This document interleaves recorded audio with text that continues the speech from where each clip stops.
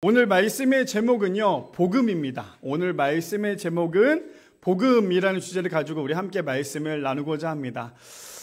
우리 성도님들 한 주일 동안에 잘 지내셨나요? 이제 한 주일도 아니죠. 3일밖에 지나진 않았지만 저는 오늘 너무나 설레었어요. 그리고 예배하는 동안 계속 웃음이 나왔던 이유가 뭐냐면 사실 아무도 모르실 거예요. 어저께 제가 혼자 교회에 남아서 교회에서 열심히 일을 했는데 일을 하면서 어떤 생각이 들었냐면요, 가슴이 막 계속 뛰는 거예요.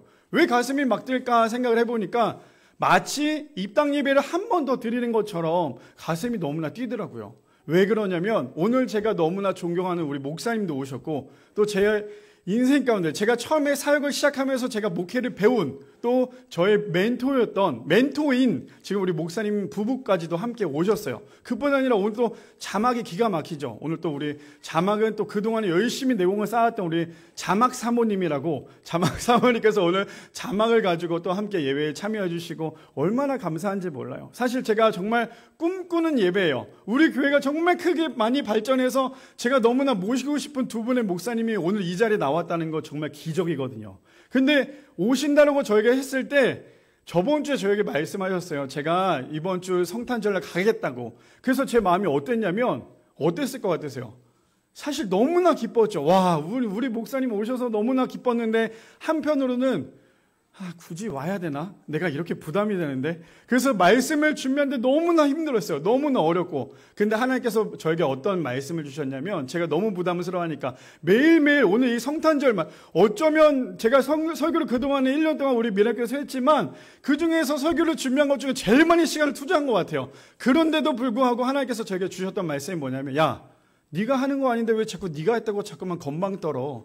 하나님께서 이런 말씀을 주시는 거예요. 그래서 더 제 마음을 많이 놓게 됐고, 그래서 오늘 제가 제 입술에서 하나님의 말씀이 나가지만 저의 입술 때문에 상처받지도 마시고 또 이것이 아니라 하나님께서 오늘 나에게 주실 그 말씀을 기대하며 또 오늘 설교 시간에 잘 들으셔서 하나님이 오늘도 나와 함께 하시는 거에 대해서 우리 함께 나누는 귀한 시간이 되었으면 좋겠습니다. 제가 왜 오늘 말씀 전에 이런 이야기를 하냐면 제가 오늘 너무 기쁘거든요. 너무나 감동. 그래서 제가 지금 어딜 봐야 될까? 여기 우리 성도님들을 봐야 될까? 여기 목사님들을 봐야 될까? 했는데 그냥 이렇게 돌리면서 볼게요. 돌리면서 볼 거니까 같이 오늘 말씀을 좀 나누는 귀한 시간이 되었으면 좋겠습니다. 오늘이 무슨 날이죠? 오늘은 크리스마스예요. 우리 모든 사람들이 크리스마스라고 하면 믿지 않는 사람들조차도 크리스마스를 정말 기뻐하죠. 근데 한 가지 안타까운 건 뭐냐면 크리스마스 날 제일 많이 팔리는 게 무엇인 줄 아세요?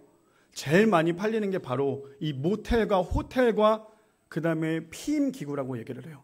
그만큼 사람들이 이 성탄절날 물론 너무나 행복하고 너무나 기쁜 날이어서 이 커플들끼리도 많이 만나지만 이 어느 순간부터 이 크리스마스라는 이 날짜가요 조금씩 많이 변질이 되었다라는 거예요. 하물며 하나님을 믿는 크리스천들조차도 이 크리스마스라고 얘기하면요 어떻게 얘기하냐면 그냥 교회는 잠깐 들렸다 가는 곳, 그리고 내가 선물을 나누는 곳, 그냥 요 정도만 생각을 하고 있어요. 그래서 제가 이번 주에 설교를 준비하면서 제가 예전에 섬겼던 우리 그 집사님들 그 카톡 그룹이 있어요. 그래서 그 그룹의 집사님들한테 질문했어요. 집사님들 크리스마스가 뭔지 아세요? 라고 질문했더니 그 집사님들이 예수님 탄생한 날이잖아요. 기쁜 날이잖아요. 까지 얘기했어요. 물론 그것도 틀리진 않아요. 근데 크리스마스의 원어는 뭐냐면 예수님을 예배하다, 경배하다라는 뜻이에요. 그래서 우리가 이 크리스마스는 단순히 우리끼리 선물 주고 받고, 우리가 지금 저희 아이들이 어젯밤에 약속을 하나 했어요. 뭐냐면 너네 오늘 빨리 자면 내일 아침에 산타 할아버지가 선물을 줄 거야. 그랬더니 이 아이들이 기가 막힌 건 항상 11시까지 안 자고 버티던 아이들이 어저께 너무 일찍 잠이 든 거예요. 근데 오늘 또 일찍 일어났죠. 왜 일찍 일어났을까요? 앞에 선물을 기대했어요. 근데 얘네들이 아침에 나오자마자 거실로 막 뛰어나왔어요. 아빠 선물 어딨어? 선물 어딨어? 근데 선물이 있었을까요? 당연히 없었어요. 왜? 예배를 잘 데리고 오면 산타 할아버지가 선물을 주고 갈 거야. 그랬더니 애들이 오늘 또 예배도 일찍 나와서 같이 교회에 와서 같이 준비를 했었어요. 제가 왜 이렇게까지 산타를 언급하면서 아이들에게 얘기했냐면 이게 비단 세상뿐만 아니라 교회조차도 이렇게 이야기를 하고 있다는 거예요. 예수님이 주인이 되셔야 되는데 예수님이 주인이 아니라 어느 순간부터 산타 할아버지가 주인이 되었어요.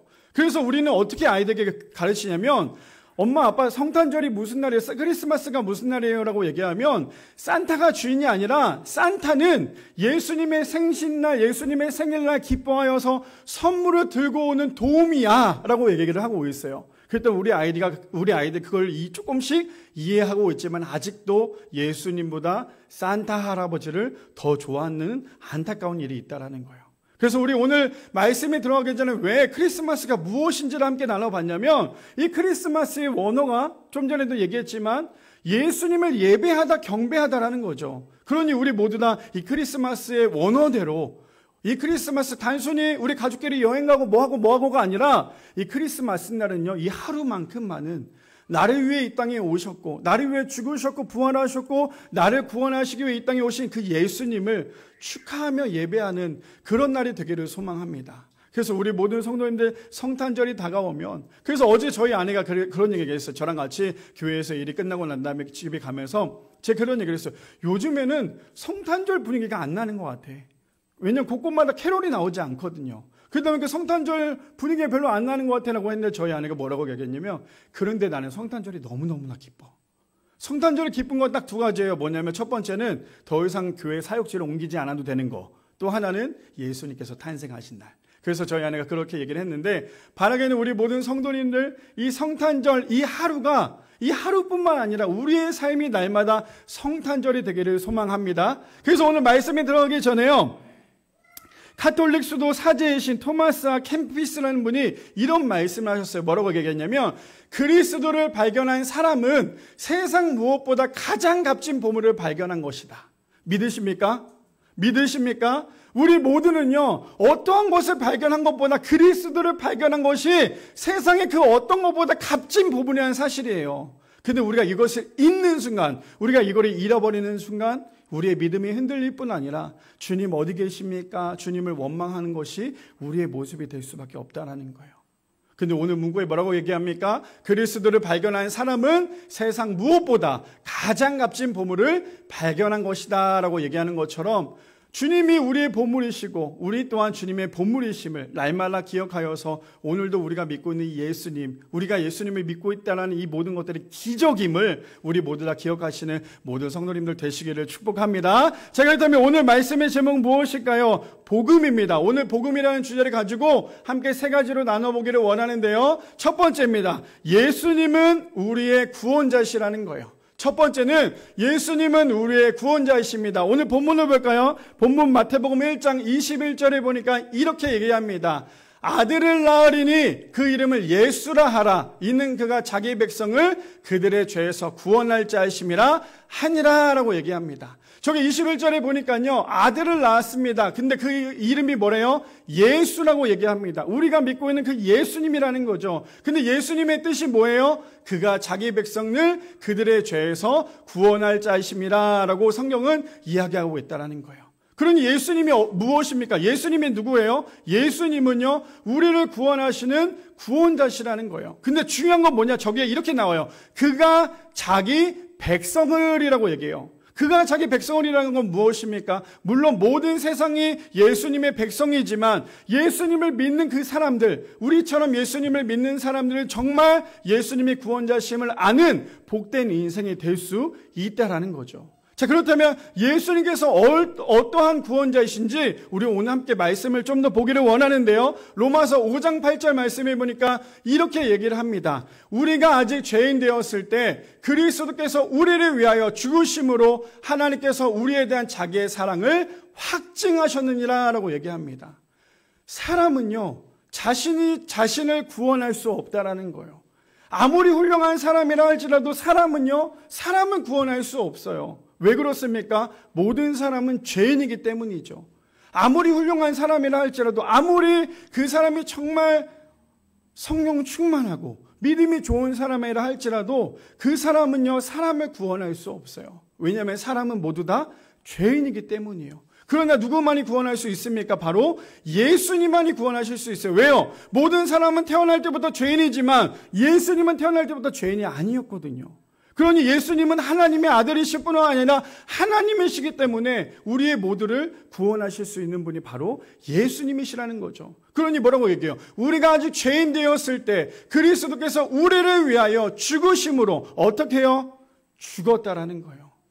우리를 위해 죽었다라는 거예요. 우리를 죽었다라는 게 쉬운 일이 절대 아니에요. 저는 저희 아이 2명이 있고 너무나 사랑하지만 저는 저희 아이들을 위해서 죽을 만큼 그만큼 살 수는 없어요. 그러나 예수님은 우리를 위해서 죽기까지 사랑하셨다라는 거예요. 그러니 뭐라 얘기합니까? 하나님께서 우리에 대한 자기의 사랑을 확증하셨느니라. 그 사랑의 확증이 무엇인데요? 죽음이었어요. 우리의 사랑의 확증의 그 대가는요, 예수님의 죽음이었다라는 거예요. 그뿐 아닙니다. 누가복음 19장 10절에 예수님께서 이 땅에 오신 이유가 있죠. 인자가 온 것은 잃어버린 자를 찾아 구원하려 함이니라. 예수님께서 이 땅에 오신 이유는요, 단순히 사람들로부터 대우를 받으려고 내가 왕이다, 내가 하나님이다, 그래서 예수님께서 뽐내려고 이 땅 가운데 오신 것이 아니라 그 잃어버린 그 한 사람을 찾기 위해 이 땅 가운데 오셨다라는 거예요. 그러니 얼마나 귀합니까? 예수님이 나 때문에 오셨다라는 거예요. 그뿐 아니죠. 또 이렇게 얘기합니다. 마가복음 10장 45절에 보면 인자가 온 것은 섬김을 받으려 함이 아니라 도리어 섬기려 하고 자기 목숨을 많은 사람의 대속물로 주려 함이니라. 예수님의 사랑을 하나로 표현하자면 저는 이렇게 표현하고 싶어요. 바로 죽기까지 사랑하셨다. 예수님의 사랑은요, 죽기까지 사랑하셨다라는 거예요. 그러니 우리가 하나님을 믿는 우리 모두는 죽기까지 사랑하신 그 사랑에 절대로 헛되이 살면 안 된다라는 거예요. 우리는 어떻습니까? 신앙생활 하다가도요, 언제든지 예수님을 배반하며 살아가는 것이 우리의 모습이에요. 하물며 목사인 저조차도 마찬가지거든요. 제가 매주마다 우리 성도님에게 말씀드리지만 저는 평일날 일을 해요. 평일날 일을 합니다. 아침에 월요일 아침부터 금요일 저녁까지 일을 하죠. 일을 하면서 매번 저는 강단에서 우리 성도님에게 외치는 것이 그거예요. 우리가 하나님을 믿는 사람답게 삶으로 증명합시다라는 거에 대해서 굉장히 많이 강조를 하죠. 근데 저는 그렇게 살아갈까요? 저조차도 마찬가지라는 거예요. 월요일날 아침에 일을 시작을 하면 불평불만부터 저의 입에서 나온다라는 거죠. 그러고 난 다음에 그렇게 하루를 살아가요. 그러면서 또다시 교회에 와서 기도합니다. 하나님, 제가 오늘 아침에 또 이런 실수를 했네요. 하나님 용서해 주십시오. 또 그러면서 기도해. 하나님, 오늘은 제발 저녁에만큼만은 하나님의 사람답게, 목사답게 일을 할 수 있게 해주세요. 또 기도합니다. 근데 또 제 앞에 놓여져 있는 신호등은요, 저를 끊임없이 욕을 하더라는 거예요. 하나님을 믿는 사람은 매번 넘어질 수밖에 없어요. 왜 넘어집니까? 예수님의 사랑을 우리가 잊을 때 우리는 넘어질 수밖에 없다는 거예요. 우리의 상황이 언제나 다 좋을 수는 없잖아요. 어떤 사람은 너무나 힘들어서 매일매일 눈물 흘리시는 분들 있고요. 어떤 사람은 그 힘든 것 때문에 하나님을 떠나는 사람들도 참 많다라는 거예요. 그거 아시죠? 하나님을 진짜 경험한 사람은 하나님을 떠나지 않아요. 하나님을 정말 경험한 사람은요, 하나님을 떠나지 않아요. 근데 하나님을 떠나는 이유가 무엇인지 아십니까? 종교 생활을 해서 그래요. 교회 안에서 신앙생활 하는 것이 아니라 종교 생활을 하니까요, 언제든지 하나님을 떠나는 것이 너무나 쉽다라는 거예요. 그런데 오늘 마가복음 10장 45절에 보니까 예수님께서 이 땅에 오신 목적을 또 이렇게 얘기해요. 인자가 온 것은 섬김을 받으려 함이 아니라 도리어 섬기려 하고 자기 목숨을 많은 사람의 대속물로 주려 함이니라. 저희 미랄교회는 이제 내년에 2월 달에 임직을 합니다. 그리고 2번의 장로님이 세워지는데 제가 그렇게 말씀드렸어요. 장로님이 해야 될 역할은 딱 하나입니다. 교회 화장실 청소부터 하세요. 우리는 세상의 계급과 달라요. 저 또한 목사지만 사람들로부터 계속 섬김을 받으려고 하다 보니까 교회가 타락하고 부패할 수밖에 없다라는 거예요. 우리는 반대로 가야 돼요. 세상은 높으면 높을수록 아래에 있는 사람이 떠받든다면 우리는요, 높이 있는 사람이 더 아래에 있는 사람, 높이 있는 것도 아니죠. 하나님의 그냥 종인 거예요. 세상 사람들이 봤을 때 그냥 목사지만 우리는 모두 다 똑같은 사람이라는 거죠. 그럼 우리가 해야 될 것이 무엇입니까? 우리가 더 섬겨야 한다는 거예요. 우리는 예수님처럼 살고 싶습니다라고 얘기는 하지만 정작 예수님처럼 섬기려고 하지 않잖아요. 우리는 정말 예수님을 닮고 싶습니다라고 얘기하지만 정작 우리는 예수님처럼 죽지 않는다라는 거예요. 그러니 우리가 진짜 예수님을 믿는 사람이라면, 말씀대로 살아가야 한다면 우리는 자꾸만 내 자신을 비워내고 자꾸만 쳐내고 하나님의 것으로 우리를 계속 채워야 되지 않겠습니까? 그뿐 아니죠. 고린도전서 1장 18절에 그래서 이렇게 나눕니다. 십자가의 도가 멸망하는 자들에게는 미련한 것이지만 구원을 받는 우리에게는 하나님의 능력이라. 그때 우리 성도님들, 여기 앉아 계신 성도님들은 미련한 사람이십니까? 아니면 하나님의 능력을 믿는, 십자가의 도를 믿는 사람이십니까? 세상 사람들은요, 십자가를 보면 뭐라고 얘기해요? 그냥 십자가 나무에 불과하다고 얘기해요. 물론 저 십자가가 절대로 우리에게는 우상이 되어서는 안 되겠죠. 그런데 십자가는요, 하나님의 선물이라는 거예요. 근데 우리가 때로는 그걸 잊고 살 때가 참으로 많다라는 거죠. 왜요? 십자가의 도가 멸망하는 자들에게는 미련한 것인데, 우리 또한 십자가를 볼 때마다 항상 그거에 대해서 하나님의 능력이라고 생각하기보다는 미련하다고 생각할 때가 참으로 많기 때문이죠. 그냥 반대로 뭐라고 얘기합니까? 구원을 받은 우리에게는, 하나님을 정말 믿고 하나님을 믿고 구원받는 우리에게는 그 십자가가 바로 하나님의 능력이라는 사실이에요. 바라기는 여기 앉아 계신 모든 성도님들은 우리의 삶 가운데 십자가의 도가 구원받는 우리에게는 하나님의 능력이 되시는 우리 모든 성도님들 되시기를 축복합니다. 또한 이렇게 얘기하죠. 요한일서 1장 8절에서 9절 말씀에 보니까 그래서 이렇게 얘기합니다. 만일 우리가 죄가 없다고 말하면 스스로 속이고 또 진리가 우리 속에 있지 아니할 것이요. 9절에 보니까 만일 우리가 우리 죄를 자백하면 그는 미쁘시고 의로우사 우리 죄를 사하시며 우리를 모든 불의에서 깨끗하게 하실 것이요. 성경에서 뭐라고 얘기해요? 우리가 죄를 회개하기만 하면 우리의 죄에 대해서 묻지도 따지지도 않는다고 말씀하십니다. 왜 오늘 이런 표현을 할까요? 오늘 첫 번째 주제가 무엇이었습니까? 예수님은 우리의 구원자시기 때문이에요. 바라기는 우리 모든 성도님들, 세상 그 누구도 우리를 위해서 대신 죽을 사람 아무도 없어요. 세상 누구도 우리를 구원해 줄 사람은 아무도 없다라는 거예요. 돈이요? 명예요? 그 밖에 모든 것들이요? 그것들은 다 일회용품에 불과하다라는 거죠. 물론 저도 돈이 많으면 참 좋겠죠. 하지만 그것보다 우리의 목숨 대신에 우리의 목숨을 대신 치러주신 예수님께서 우리의 구원자가 되신다는 사실, 그분이 오늘 이 자리에 이 시간에 우리와 함께 예배하시고 우리와 함께 하신다는 사실을 기억하시는, 그래서 예수님의 오심에 감사하며 살아가는 우리 모든 성도님들 되시기를 축복합니다. 두 번째입니다. 두 번째 이렇게 얘기하죠. 예수님의 구원의 모든 과정은 말씀을 이루기 위함이었다라는 거예요. 예수님의 구원의 모든 과정은요, 말씀을 이루기 위함이었습니다. 오늘 본문 볼까요? 22절에 보니까 이렇게 얘기합니다. 이 모든 일이 된 것은 주께서 선지자로 하신 말씀을 이루려 하심이니 이르시되 라고 시작을 합니다. 이미 예수님께서 그때 뿅 하고 나타난 것이 아니라 이미 구약시대 때부터, 하물며 창세기 3장 15절에 보면 원시복음조차도 나오잖아요. 그렇죠? 예수님께서 이미 이 땅 가운데 오실 것을 구약시대의 모든 선지자, 그것도 아주 훌륭한 선지자를 통해서 이미 예언했다라는 거예요.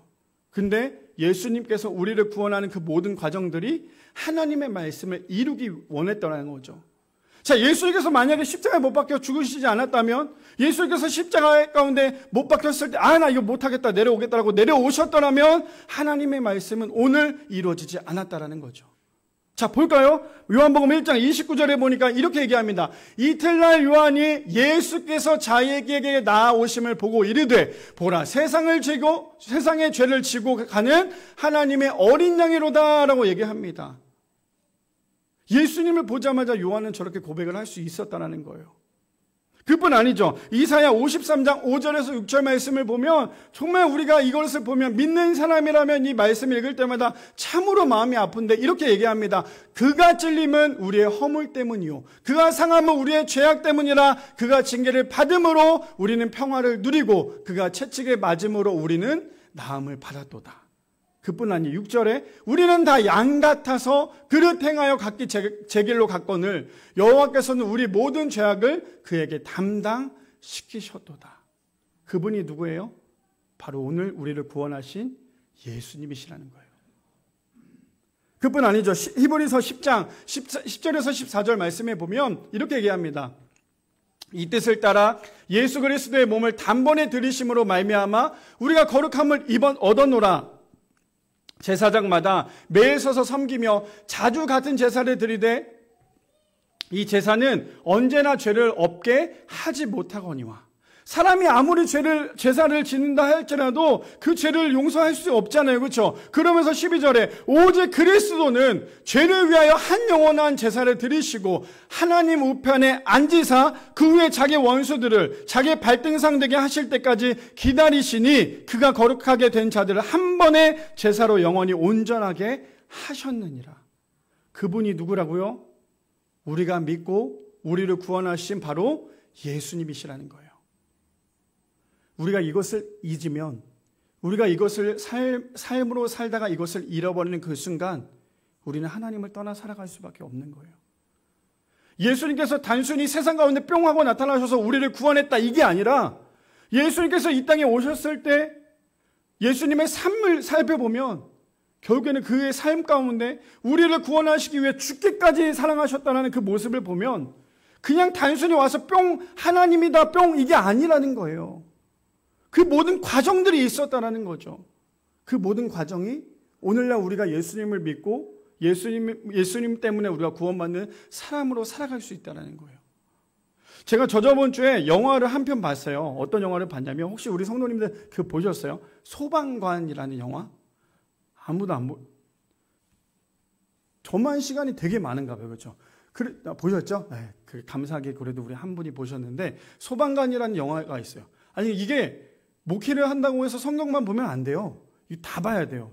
드라마는 좀 덜 봐야 되지만 아무튼 영화도 봐야 되는 이유가 저는 이 영화에 저희 아내랑 둘이서 정말 거의 몇 년만 10년은 안 됐지만 결혼한 지 10년 됐는데 한 8년 애기 낳고니까 한 6년 아무튼 거의 10년 가까이 데이트를 거의 못했어요.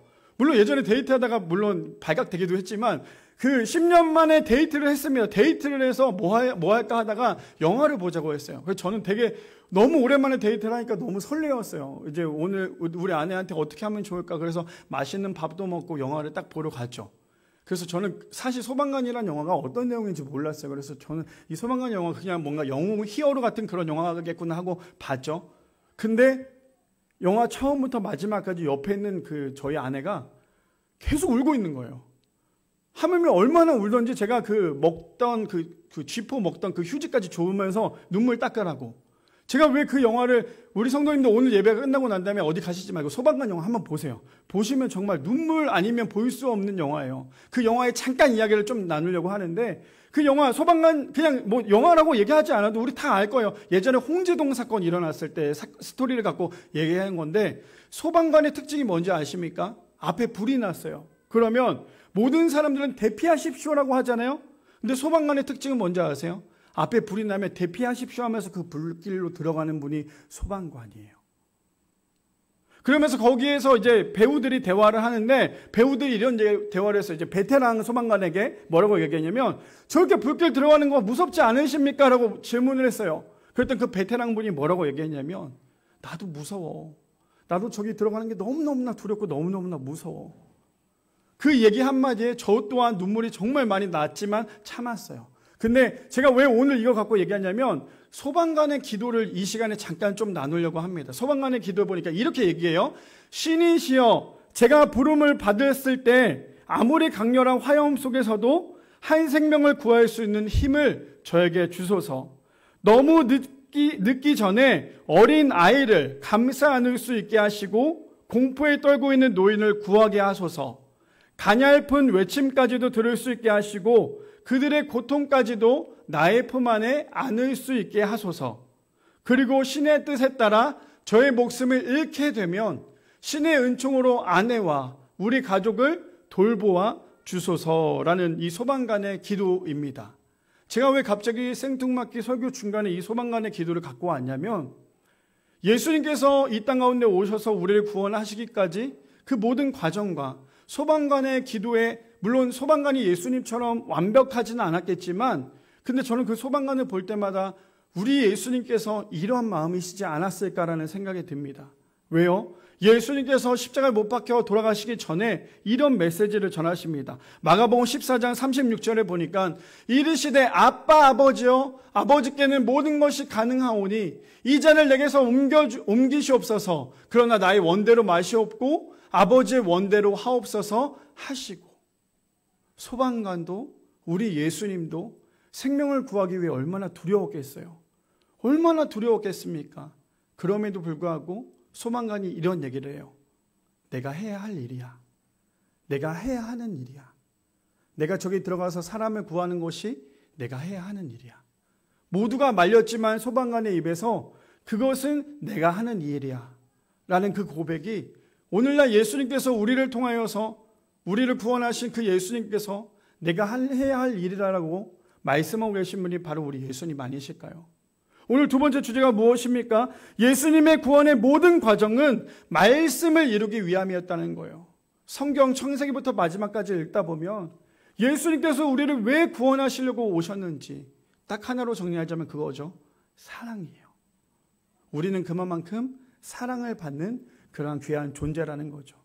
바라기는 우리 모든 성도님들, 우리 미랄교회는 내년부터 이제 말씀으로 살아가는 해라고 해서 최소한 한 사람당 1독 이상, 제가 4장을 준비했으니까 4독을 하면서 우리가 내년에는 말씀으로 좀 회복됩시다라는 거에 대해서 이미 비전을 선포했죠. 우리 성도님들 말씀이 우리 가운데 없다면요, 우리는 어떠한 마귀가 찾아온다 할지라도 우리는 이겨낼 수 있는 힘이 없다라는 거예요. 예수님께서, 하나님의 아들이신 그 예수님께서 얼마나 고통 가운데 있었던 그 십자가의 길에 있었던 그 길 가운데서도 포기하지 않았던 그 이유는 우리를 사랑하셨고요, 하나님의 말씀이 끝까지 이루기 위함이었다라는 거예요. 바라기는 우리 모든 성도님들, 예수님께서 이 땅에 오심을 날마다 기억하시고 오늘도 그 예수님의 사랑에 힘입어 살아갈 수 있는 우리 모든 성도님들 되시기를 축복합니다. 마지막 세 번째입니다. 마지막 세 번째 이렇게 얘기하죠. 그래서요, 하나님이 우리와 함께 하신다는 거예요. 저는 저 세 번째가 얼마나 은혜가 되는지 모릅니다. 우리 때문에 이 땅에 오신 그 예수님, 그리고 우리를 위해 구원하신 그 예수님이 언제나 우리와 함께 하십니다. 본문 볼까요? 이렇게 얘기하죠. 23절에 보니까요, 보라, 처녀가 잉태하여 아들을 낳을 것이요 그의 이름을 임마누엘이라 하리라 하셨으니 이를 번역한즉 하나님이 우리와 함께 계시다 함이니라. 바라기는 여기 앉아 계신 모든 성도님들의 가정 가운데 임마누엘 가정이 되기를 소망합니다. 우리의 삶이 임마누엘의 삶이 되기를 소망합니다. 그래서 하나님이 우리와 함께 하심을 날마다 잊지 않는 우리 모두가 되기를 축복합니다. 자, 그래서요, 로마서 8장 1절에서 2절 가운데 보니까 이렇게 얘기합니다. 그러므로 이제 그리스도 예수 안에 있는 자에게, 누가요? 예수 안에 있는 자에게는요, 결코 정죄함이 없나니. 그리고요, 2절에 이는 그리스도 예수 안에 있는 생명의 성령의 법이 죄와 사망의 법에서 너를 해방하였음이니라. 해방하기 위해서 우리가 해야 될 게 뭐라고요? 그리스도 예수 안에 있는 자에게요. 하나님을 떠나면 절대 해방하지 않아요. 아, 나 하나님 없이 자유롭게 살아가고 싶어. 정말 하나님이 없으면 자유로울까요? 그렇지 않다라는 거예요. 세상은 딱 두 가지죠. 하나님 편이냐 마귀의 편이냐. 하나님을 떠나면 마귀의 편이 될 수밖에 없는 거예요. 근데 하나님 안에 있으면요, 우리의 모든 것들을 해방시킬 뿐 아니라 자유까지 주신다라고 성경은 이야기하고 있다는 거죠. 그뿐 아닙니다. 요한복음 15장 4절에서 5절 말씀해 보니까 내 안에 거하라 나도 너희 안에 거하리라. 가지가 포도나무에 붙어있지 아니하면 스스로 열매를 맺을 수 없음같이 너희도 내 안에 있지 아니하면 그러하리라. 5절이요. 나는 포도나무요 너희는 가지라. 그가 내 안에 내가 그 안에 거하는 사람이 열매를 많이 맺나니 나를 떠나서는 너희가 아무것도 할 수 없습니다. 우리 성도님들 저 말씀 구절을 읽을 때 어디에서 은혜가 있으십니까? 저는 마지막인 것 같아요. 나를 떠나서는 너희가 아무것도 할 수 없습니다. 하나님이 없다면요, 우리는 아무것도 할 수 없는 존재가 돼야 돼요. 그게 은혜예요. 하나님이 계시고 우리가 돈이 많으면 정말 그건 축복이라고 얘기하죠. 하나님이 계시지 않고 돈이 많으면 그건 저주예요. 근데 우리는 언제나 하나님이 없어도 되니까 돈이 많기를 바라요. 근데 저는 저 말씀에 우리가 하나님 안에 거했을 때 혹 하나님을 우리가 만약에 떠난다면 아무것도 하지 못하는 것이 우리가 정말 큰 은혜구나 라는 생각이 들더라는 거예요. 하나님 없이 잘 되는 거 그거 저주입니다. 하나님 없이 우리가 잘 먹고 잘 사는 거 그거 저주예요. 우리는요, 하나님이 계셔서 조금 힘든 거, 물론 많이 힘들죠. 하나님 믿는다고 해서 어떻게 고통이 없을 수 있겠어요? 하나님 믿으면 믿을수록 고통이 더 심할 수도 있어요. 그런데 감사한 건 뭔지 아세요? 그러면 하나님께서 그 고통까지도 이겨낼 수 있는 힘을 주신다는 거예요. 그런데 우리는 언제나 하나님 저쪽으로 좀 가실래요? 내가 좀 잘 살아야 돼요. 하나님 없이 잘 되는 것이 진짜 복이라고 생각을 한다는 거예요. 근데 그것은 복이 아니라 저주라는 거죠. 그래서 뭐라 그래요? 나를 떠나서는 너희가 아무것도 할 수 없습니다.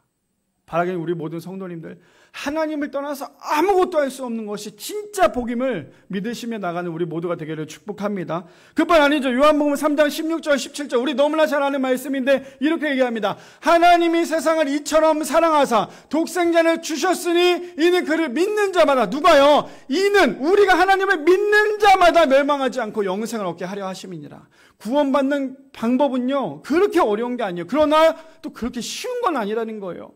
하나님을 믿는다는 거 쉬운 게 아니에요. 제 주변에도 하나님 믿지 않는 사람들 되게 많아요. 하나님 믿지 않는 사람들 정말 많아요. 제가 목사인 걸 알면서도 불구하고 아직도 하나님을 믿지 않아요. 아무리 이야기해도 하나님을 믿으려고 생각조차도 하지 않아요. 그런데 생각을 해보니까요, 우리가 하나님을 믿고 있는 이것들이 정말 기적이라는 거예요. 하나님을 믿고 싶어 정말 죽을 힘을 다해도 하나님 믿어지지 않거든요. 근데 하나님이 믿어진다라는 거, 하나님께서 전적인 은혜로 우리가 주셨다라는 거, 이게 정말 큰 기적이고 정말 큰 은혜라는 거예요. 우리가 살아가면서 그럴 때 있죠. 나에게도 좀 기적이 좀 발생됐으면 좋겠다. 나에게도 좀 기적이 일어났으면 좋겠다. 근데 이미 우리는 기적 가운데 살아가고 있잖아요. 왜요? 우리는 구원받은 사람이기 때문이죠. 그뿐 아닙니다. 17절에 그래서 이렇게 얘기하죠. 하나님이 그 아들을 세상에 보내신 것은 세상을 심판하려 하심이 아니요 그로 말미암아 세상의 구원을 받게 하려 하심이니라. 하나님의 사랑이 어떤 건지 아시겠습니까? 하나님의 사랑이 어떤 건지 아시겠어요? 자신의 하나밖에 없는 아들을 죽기까지 우리를 사랑하셔서 이 땅 가운데 보내셨다라는 거예요. 그것이 바로 복음이에요. 그뿐 아니죠. 그래서 우리는요, 에베소서 2장 8절 말씀, 9절 말씀에 우리는 절대 자랑하지 말아야 할 것이 있는데 이렇습니다. 너희는 그 은혜에 의하여 믿음으로 말미암아 구원을 받았으니 이것은 너희에게서 난 것이 아니요 하나님의 선물이라. 신앙생활을 오래 하면서 제일 많이 실수하는 것 중에 하나가 뭔지 아세요? 내가 잘나서 구원받은 줄 알아요. 내가 신앙생활 오래 해서 내가 정말 하나님을 믿는다라고 얘기해서 교회를 매주 잘 나가서 내가 스스로가 구원을 받았다라고 생각을 해요. 근데 그게 아니라 하나님의 선물이래요. 그래서 뭐라고 얘기합니까? 9절에 보니까 이렇게 얘기하죠. 행위에서 난 것이 아니니 이는 누구든지 자랑하지 못하게 함이니라. 신앙생활은 나의 힘을 완전히 빼야 돼요. 신앙생활은 나를 드러내지 않아야 돼요. 신앙생활은 내가 완전 죽어야 돼요. 신앙생활은요, 내가 십자가에 못 박혀야 돼요. 그래야 진짜 그때부터 신앙생활이 되는 거예요. 근데 우리는 십자가에 못 박히려고 하지 않죠? 나를 비우려고 하지 않죠? 우리는 하나님을 부인했지 내 자신을 부인하지 않잖아요.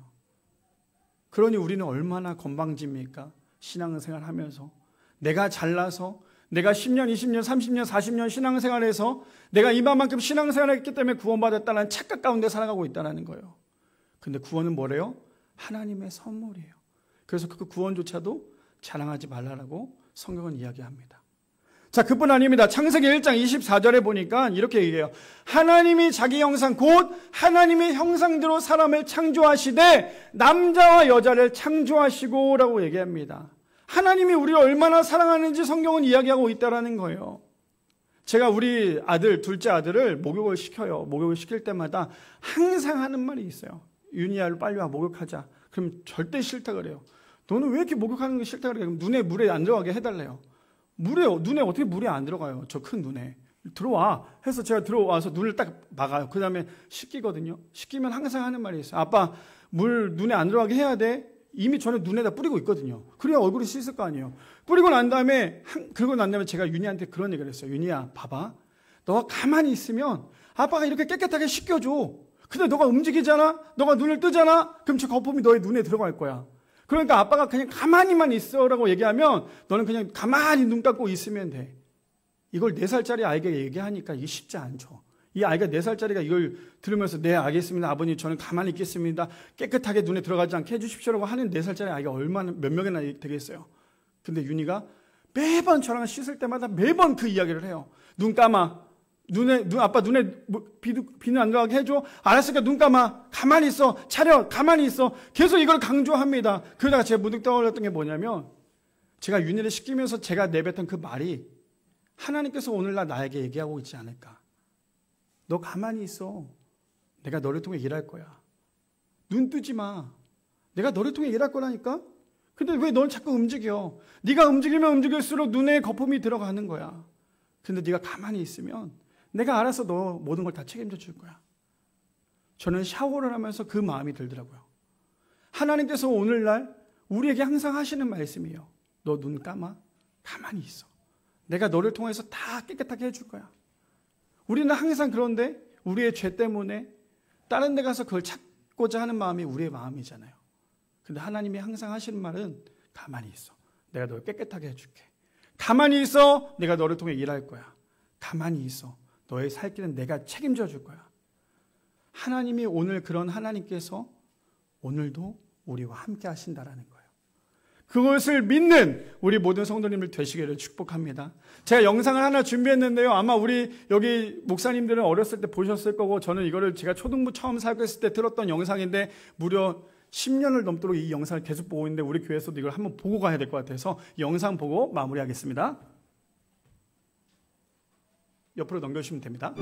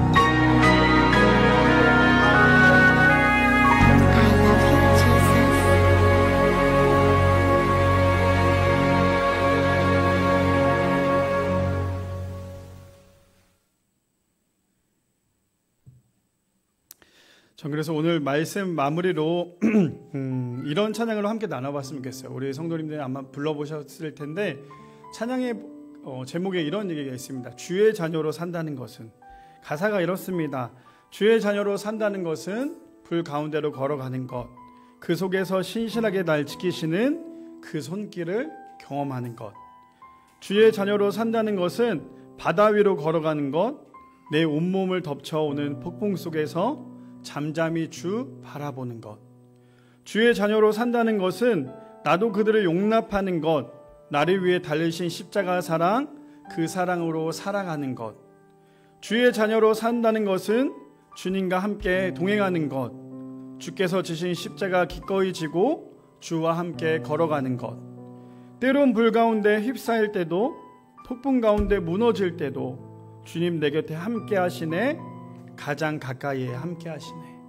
우리 성도님들의 삶 가운데 오늘 말씀의 제목처럼 이 복음이 우리 가운데 있을 때 하나님이 그 어떠한 상황 가운데서도 우리와 함께하고 계신다라는 것, 그 하나님을 우리가 믿고 있다라는 것, 그것 때문에 살아갈 수 있다라는 것, 그래서 가장 가까이 계신 하나님을 날마다 기억하시는 우리 모든 성도님들 되시기를 축복합니다.